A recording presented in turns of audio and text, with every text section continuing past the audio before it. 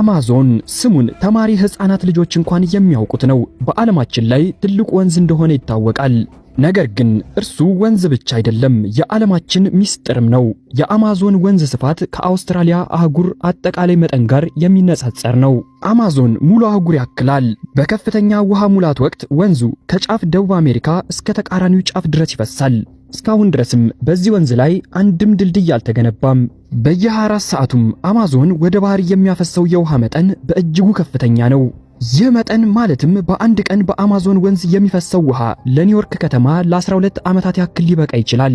የዚህ አስደናቂ ወንዝ ምስጢራዊነትና ጨለማ ተመሳሳይነት አላቸው። ምክንያቱም አማዞን ትልቅ ከመሬት በታች የሚፈስ የውሃ ክፍል አለው። ይህ የውሃ ክፍል እስካሁን ድረስ ራሱን በግልጽ መንገድ ያልገለጠ ነው። የቦታው መገኛም እጅጉን ስምጥ ስለሆነ እንደተለየ ዓለም ያስመስለዋል። የአማዞን ደን በእውነት የዓለማችን የህይወት ማከማቻ ተብሎ ይጠራል። በሳይንስ የታወቁ ከህይወት አይነቶች ከ1/3 በላይ እዚህ ይኖራሉ። አዳዲስ የእንስሳ ዝርያዎችም በተመራማሪዎች በመደበኝነት በዚህ ደን ውስጥ ይገኛሉ። በጥንታዊ ዘመን አስፈሪ የተባሉ ፍጥረታትም እዚህ ይኖሩ ነበር። ሳይንቲስቶችም አሁን ድረስ የእነዚህን አስፈሪ ፍጥረታት አጥንቶች ያገኛሉ። በዚህ ደን ውስጥ የጥንታዊ ስልጣኔ ምልክቶችም ተገኝተዋል። ስልጣኔዎቹ ከየት እንደመጡ እንዴት እንደጠፉም አይታወቅም። ይሁንና እነዚህ ስልጣኔዎች የሆኑ እንስሳቶች አሁን ድረስ በደን ውስጥ ሊኖሩ እንደሚችሉ ብዙዎች ይናገራሉ። የአማዞን ወንዝ ርዝመት 6275 ኪሎ ሜትር ነው። ይህ ብዙ ገባር ወንዞችን የሚያካትት በዓለማችን ላይ ረጅሙ ወንዝ ነው። ብዙዎች ረጅሙ ወንዝ የአፍሪካው ናይል ወይንም አባይ ነው ብለው ይከራከራሉ። ይህ ጉዳይ በሳይንሱ ማህበረሰብ ውስጥ አሁን ድረስ ክርክር ያለበት ነው። ዋናው ጥያቄ ምን እንደ መነሻ ምንጭ መቆጠር እንደሚገባው ነው። የአማዞን ወንዝ የመነሻ ምንጩ ማራኞን የተባለ ቦታ ከሆነ አማዞን 6400 ኪሎ ሜትር ርዝመት ይኖረዋል። አፓቼን የተባለ ቦታ ከሆነ ደግሞ 6992 ኪሎ ሜትር ይሆናል። እናም 6650 ኪሎ ሜትር የሆነውን የአባይ ወንዝ በርዝመት ይበልጠዋል። ዩካያሊን የተባለ ቦታን እንደ መነሻ ካየን ደግሞ 7100 ኪሎ ሜትር ይደርሳል። እናም አባይን በብዙ ይበልጠዋል። አስገራሚው ነገር አማዞን እጅጉን ትልቅ ስለሆነ ክፍሎቹ በተለያዩ ስሞች ይጠራል። መነሻው ላይ ያለውን ክርክር እንኳን ብንተወው ወንዙ ከምዕራብ ወደ ምስራቅ ሲፈስ ስሙ 6 ጊዜ ይቀያየራል። በመካከለኛው ክፍል ነዋሪዎች ሶሎይስ ብለው ይጠሩታል። በየቦታውም ስሙን እየቀየረ ሄዶ ከጠቅላላ ርዝመቱ 1/3 ያክል ብቻ አማዞን ተብሎ ይጠራል። ብዙዎቹ የአማዞን ገባር ወንዞች ስማቸውን ከውሃው ቀለም ይወስዳሉ። ተፈጥሮ እዚህ በቀለም መጫወት ትወዳለች። ለምሳሌ ያክል የሪዮ ኔግሮ ውሃ ጥቁር ይመስላል፣ የማዴራ ደግሞ ወርቃማ ወይንም ቀይ ቀለም አለው። በብራዚል ማናውስ ዩሮ ኔግሮ ከቢጫና ወርቃማ ውሃ ያለው ሶሊሞይስ ጋር ይገናኛል። ከአንዲስ ተራሮች የሚወርዱት እነዚህ ሁለት ወንዞች በአንድ መንገድ ቢገናኙም ለረጅም ርቀት እንደ ሁለት የማይቀላቀሉ ወንዞች ሆነው ይፈሳሉ። መላው የአማዞን ስፋት በደን የተሸፈነ ታላቅ መሬት ሲሆን በደቡብ አሜሪካ ሰሜኑ ክፍል ላይም ይገኛል። ይህ አካባቢ ብራዚል፣ ኮሎምቢያ፣ ፔሩና ቦሊቪያን ይሸፍናል። የደኑ ስፋት 6.5 ሚሊዮን ስኩዌር ኪሎ ሜትር ነው። ይህም ከዓለም የመሬት ገጽታ ወለል 5%ን ያክል ይሸፍናል። ይህንን በቀላሉ ለመረዳት ከአውስትራሊያ ስፋት 7.7 ሚሊዮን ስኩዌር ኪሎ ሜትር ጋር መነጻጸር የሚችል ነው። ወይንም ደግሞ ሀገራችን ኢትዮጵያን በ6 እጥፍ ይበልጣታል። በእርግጥ ወንዙ እጅጉን ጥልቅና ሰፊ ነው። ታላላቅ የባህር መርከቦች እንኳን ከወንዙ አፍ ጀምሮ እስከ 3700 ኪሎ ሜትር ድረስ ያለ ችግር መግባት ይችላሉ። ጥልቅ የሚባለው የወንዙ ክፍል ስምጠቱ እስከ 100 ሜትር ድረስ ይደርሳል። ይህ ጥልቀቱም ከበርካታ ሐይቆች ስምጠት እንዲበልጥ ያደርገዋል። እንዲህ ያለው ታላቅ የውሃ ስርዓትም እጅጉን በረጅም ጊዜ ውስጥ የተፈጠረ ነው። በእርግጥም የአማዞን ታሪክ እንደ ታላቅ ድራማ ሊገለጽ የሚችል ነው። አማዞን በሚዮሲን ዘመን ከ11 ሚሊዮን ዓመታት በፊት እንደ አህጉር አቋራጭ ወንዝ ተመስርቶ ነበር። የአሁኑ መልኩ ደግሞ ከ2.4 ሚሊዮን ዓመታት በፊት በቀደምት ፕላሲዮን ዘመን የተፈጠረ ነው። ከዚህ በፊት ግን በብዙ ሚሊዮን ዓመታት ውስጥ ወንዙ ራሱን ተለዋዋጭ አድርጓል። ቅርጹንም እንደገና አቀናብሮና የፍሰቱን አቅጣጫ ወደ ተቃራኒ አዙሯል። በክሬቴሸስ ዘመን አማዞን የፕሮቶ አማዞን ኮንጎ ወንዝ ስርዓት አካል ነበር። ዛሬ ያለችው አፍሪካ ውስጥም ወደ ምዕራብ ይፈስ የነበረ ወንዝ ነው። አማዞን ወንዝ አፍሪካ ውስጥ የነበረ ነው ሲባል ለማመን ይቸግራል። ቢሆንም እውነታው ነው። እንደ ተመራማሪዎቹ ገለጻ አማዞን ከኮንጎ ወደ ደቡብ አሜሪካ ይፈስ የነበረ ነው። ይህ ምናልባት የእብደት ወሬ ይመስላል፣ ግን እውነታ ነው። በዚያ ጊዜ ሁለቱ ታላላቅ አህጉራት ተጣብቀው ይኖሩ የነበሩ ናቸው፣ አፍሪካና ደቡብ አሜሪካ። በበፊት ስማቸውም ምዕራባዊ ጎንዶዋና ተብሎ ይጠሩ ነበር። ከ80 ሚሊዮን ዓመታት በፊት እነዚህ ሁለት አህጉራት ተለያዩ። ደቡብ አሜሪካና አፍሪካም ተብለው ተጠሩ። እናም ኮንጎና ፕሮቶ አማዞን ወንዞች ተፈጠሩ። ሁለቱ ግዙፍ ወንዞች ናቸው። በተለያዩ አህጉራት ላይም ቀሩ። በቀጥታ መስመር ሳይሆን በአንድ ሙሉ ውቅያኖስ ተለያዩ። ከ15 ሚሊዮን ዓመታት በፊትም የአንድ ተራራ መነሳት ደግሞ የአማዞንን ቅርጽ ለወጠው። ወንዙንም አግዶ የአማዞን ቤዝንን ወደ ትልቅ ባህር ለወጠው። በቀስታም ይህ ታላቅ ውሃ አካል ወደ ትልቅ የንጹህ ውሃ ሐይቅ ተቀየረ። የባህር እንስሳትም በንጹህ ውሃ ውስጥ ለመኖር ተስማሙ። ውሃው ከቆይታ በኋላም በምዕራብ በኩል ያለውን የአሸዋ ድንጋይ ሰብሮ ፈሰሰ። አማዞን ወንዝንም ፈጠረ። አቅጣጫውን ቀይሮም ወደ ምስራቅ መፍሰስ ጀመረ። በዚህ ጊዜ የበረዶ ዘመን ከረጅም ጊዜ በፊት አልፎ የነበረ ነው። እናም በአማዞን ውስጥ ሕይወት በዛሬ እንደምናየው በሙሉ ተለዋዋጭነት መበተን ጀመረ።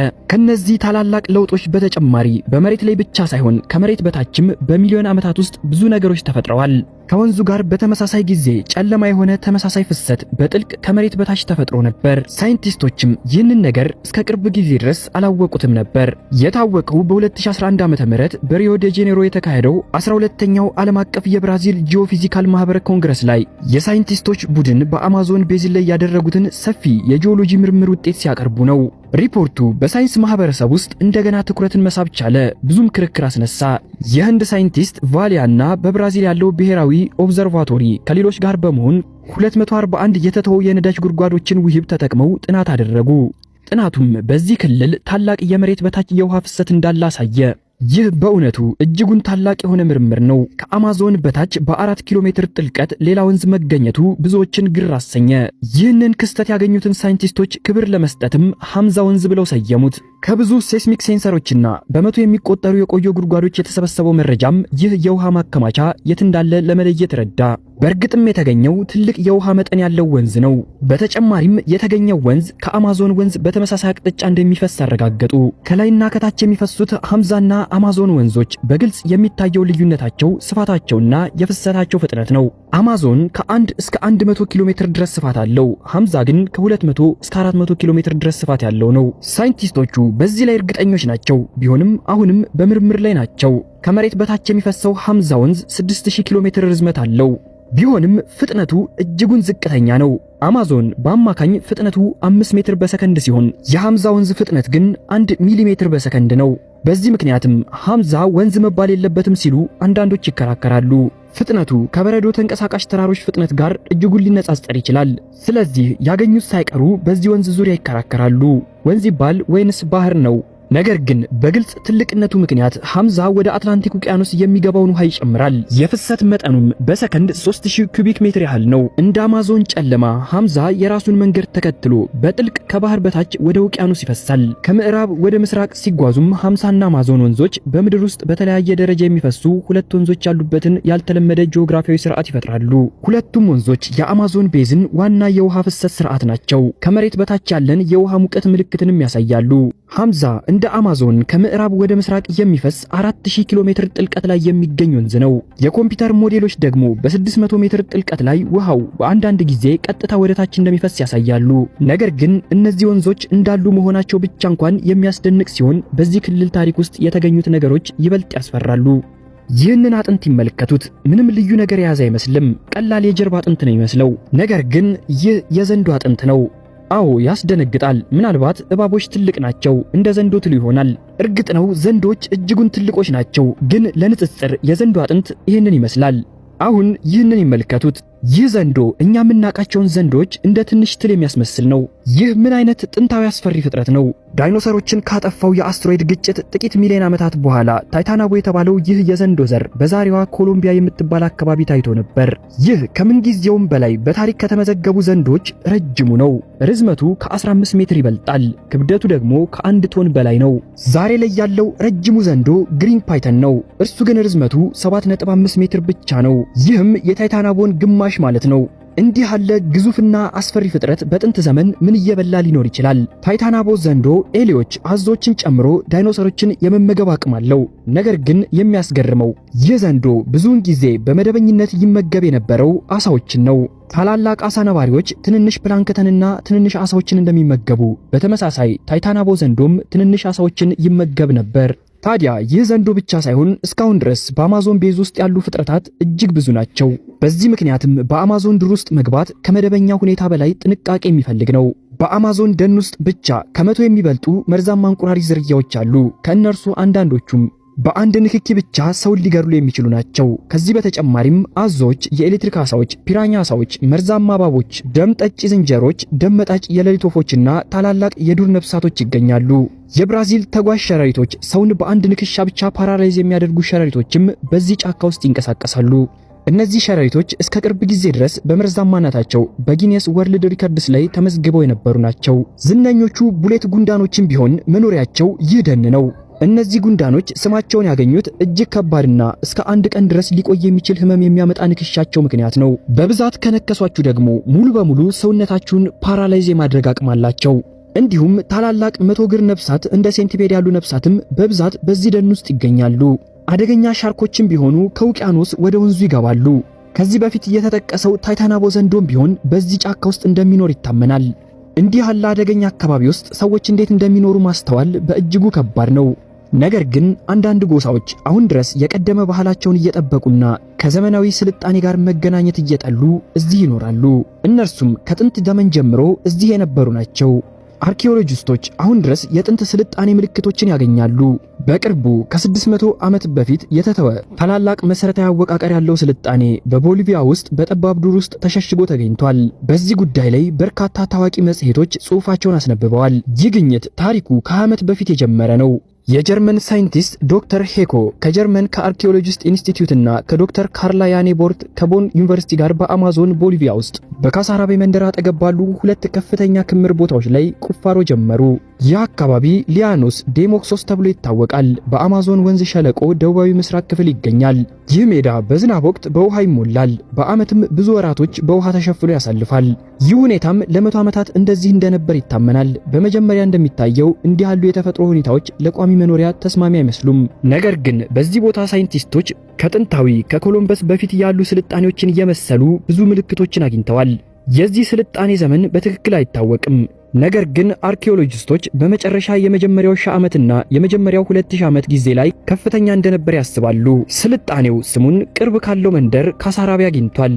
የዚህ ቦታ ምልክት በሰው የተሰሩ ከፍተኛ ክምሮች ብቻ አይደሉም፣ የእግርና የውሃ መንገድ እንዲሁም ተገኝቷል። እነዚህ መንገዶች ብዙ ኪሎ ሜትሮችን ይረዝማሉ፣ መሬቱንም በቀጥታ እየቆራረጡ ይሄዳሉ። በተጨማሪም ሳይንቲስቶች የካሳራቤ ስልጣኔ መኖሪያ 16000 ስኩዌር ኪሎ ሜትር ያክል ቦታ እንደሚሸፍን አግኝተዋል። እነዚህ ክምሮችም በእውነት የፒራሚዶች፣ ሌሎች ህንጻዎች፣ የፈራረሱ መሰረተ ልማቶች እንደነበሩ ይገልጣሉ። እነዚህ ታላላቅ ህንጻዎች፣ የሥነ ህንጻ ዝርዝሮችና አካባቢዎች በአማዞን ደን ውስጥ ተሸፍነው ነበር። ስለሆነም ስለነዚህ ምስጢራዊ ቦታዎች ተጨማሪ ለማወቅ ምርምር አድራጊዎች በአማዞን ሸለቆ ክልል ውስጥ ለመጀመሪያ ጊዜ ላይዳር ቴክኖሎጂን ተጠቅመዋል። ይህ የሌዘር መለኪያ መሳሪያ ሲሆን ከላይ ቦታን ለመለካትም ይጠቅማል። መሳሪያው በሰከንድ 1.5 ሚሊዮን ምልክቶችን የመለካት ብቃት አለው። በዚህም ይህንን የምትመለከቱትን ትክክለኛ የሆነ 3D ካርታን ለመፍጠር ያግዛል። ሳይንቲስቶች የቀድሞ ካርታዎችን ከሳራቤ ስልጣን ምልክት ጋር በአዲስ ዲጂታል ሞዴል ላይ ሲያጣጥሙም 147 እና 315 ሄክታር ያክል መጠን ያላቸው 2 ትልልቅ አካባቢዎችን በዝርዝር የተዘጋጀ ዕቅድ እንዳላቸው ተገልጦላቸዋል። እስካሁን በእነዚህ በጠፉ ስልጣኔዎች ውስጥ ምን ያክል ሰዎች እንደነበሩ መገመት አይቻልም፣ ግን የመኖሪያዎቹ አቀማመጥ ትልቅና በደንብ የተደራጀ ሕዝብ እንደነበር ያመለክታል። ከዚህ በፊት እንደዚህ ያሉ መኖሪያዎች በደቡብ ምስራቅ ኤዥያ፣ በመካከለኛው አሜሪካና በስሪላንካ ተገኝተዋል። ነገር ግን በካሳራቤ ስልጣን ግኝት ብቻ ሳይንቲስቶች እንዲህ ያሉ ከተሞችን ከኮሎምበስ በፊት በአማዞን ሸለቆ እንዳሉ ለመጀመሪያ ጊዜ አረጋግጠዋል። ምርምር አድራጊዎች እንደሚሉት እኛ በዚህ ክልል የእውነተኛ አርኪኦሎጂ ሥራ ገና መጀመሪያችን ላይ ነው ብለው ይናገራሉ። ወደፊት የሚጠብቀን ትልቅ ግዴታ ነው ሲሉም ያሳውቃሉ። እነዚህ ከተሞች እንዴት እንደተሰሩ፣ ሰዎች ከየት እንደመጡና ወዴት እንደጠፉ ማረጋገጥ እንደሚፈልጉም ይናገራሉ። የካሳራቤ ስልጣኔ መኖሪያዎቹ በክፍለ ዘመን 1400 አካባቢ ተተተው እንደነበር፣ ለምን እንደተተው ግን እስካሁን ሚስጥር እንደሆነ ቆይቷል። የአማዞን ቤዚን እንዲህ ያሉ ብዙ ሚስጥሮችን ይዟል። ደኑን ሆነ ወንዙን አሁን ባለው በዓለም ቴክኖሎጂ መመርመር ከባድ ነው። ስለዚህም እነዚህን መልሶች ማግኘት ወደፊት ይበልጥ አስደናቂ እየሆነ ይሄዳል።